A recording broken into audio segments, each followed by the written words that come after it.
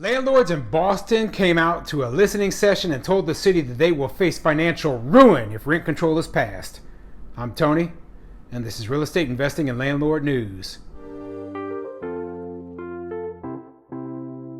All right, so I have an interesting article for you today, and it's going over the fact that in the city of Boston right now, they are trying to get rent control passed. Now, I believe the state of Massachusetts actually has a law that says that no place within the entire state can have rent control. And they passed this law like nearly 30 years ago. So I think that's a great thing, but the new mayor of the city of Boston wants to pass rent control and put, this ridiculous failed policy into place within her city. Okay, and this is such an idiotic plan.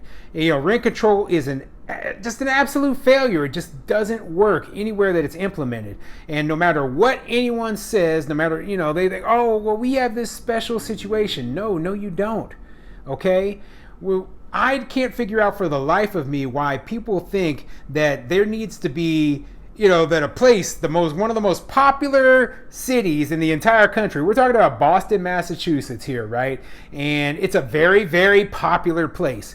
And it's very expensive because it is so popular. It is one of the biggest cities in the entire country. And, a lot of people want to live there because it's very desirable.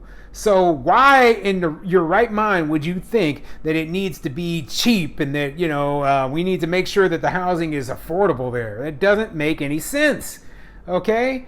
That's like saying, hey, we have this, super popular car over here, and we're going to, everybody wants to own it, so we're going to make it super cheap so that everyone, no, that's not the way things work, right? You have a very popular thing, and the more demand there is for it, the price is going to go up.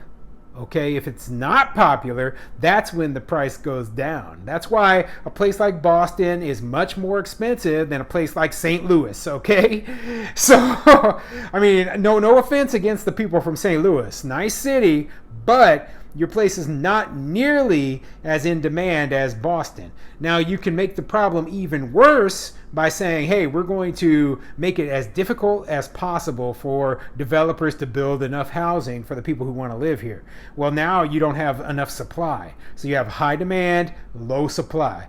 Now, in a place like St. Louis used to have a population of over 900,000, and now their population has shrunk to 300,000. So they've got a ton of excess housing stock, which means that, hey, it's probably going to be a little bit cheaper to live in St. Louis because they have so much available housing stock than Boston. I don't understand why people don't understand these, basic principles of economics.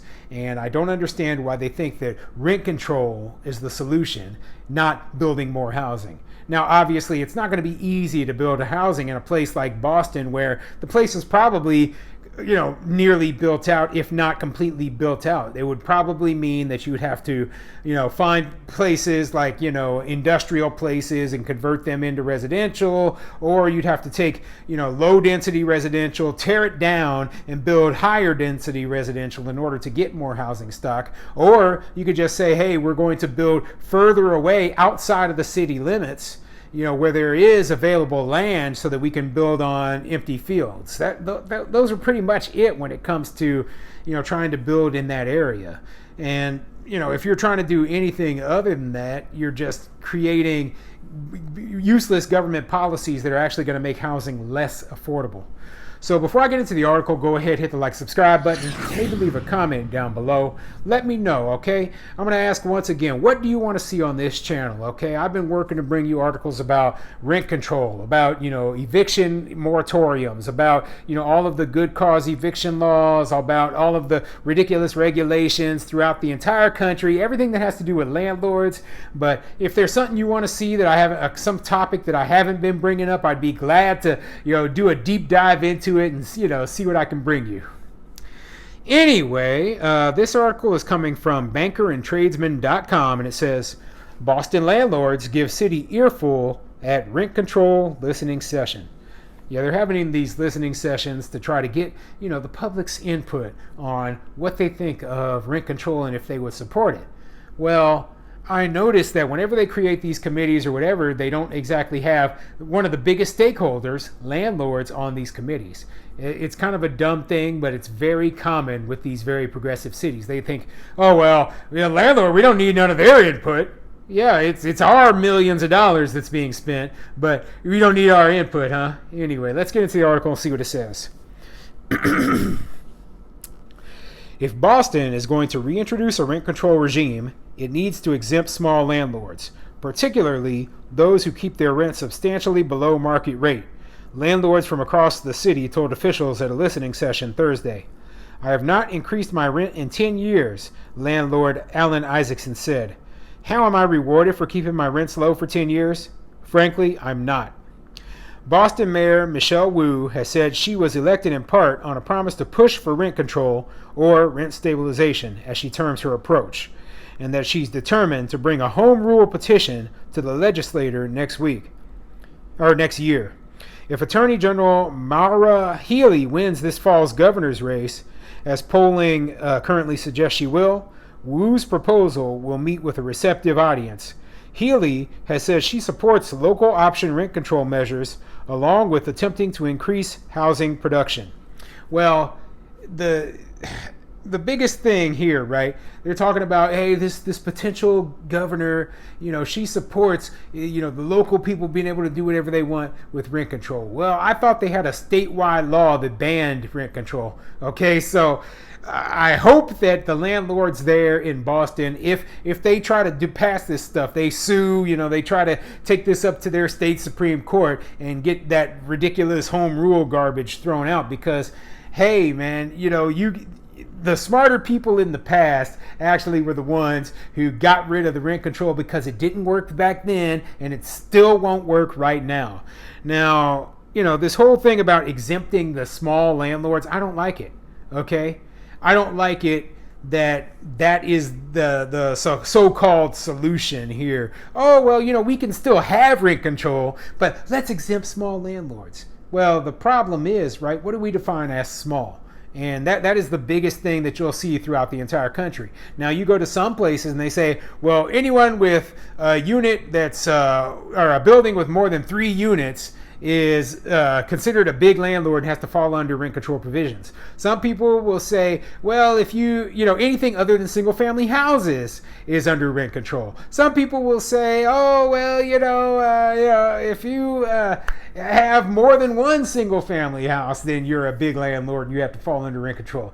Some of these rent control laws, they require even single family houses to participate within them. Okay, so my thing is, right, why are we fighting each other? Instead of fighting each other and saying, well, punish that landlord and not me, we're like, no, don't punish any of us, okay? Remember, you're a small landlord right now, but a lot of small landlords end up becoming larger landlords as time passes. And you don't want to end up stuck under these stupid rules that you put in place trying to punish the big guys, But that's exactly what's going to happen. And you know what? The tenants, they don't see any difference. They don't see any difference between the landlord who owns one single family rental and the landlord who owns, 5 100-unit apartment buildings. They think that you're all garbage and they want to punish you all and screw you all over.